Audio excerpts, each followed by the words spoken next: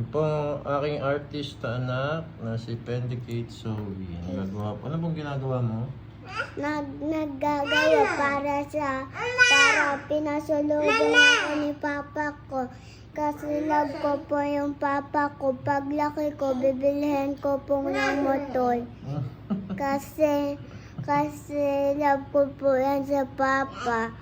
Kaya lang, pag matanda siya, ay papakainin ko.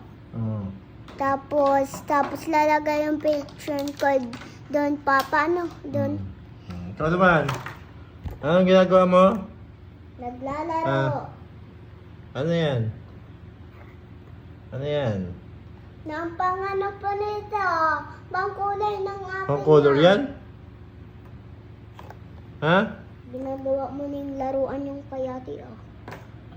Ganda yan ah. Magkano yan? Ha?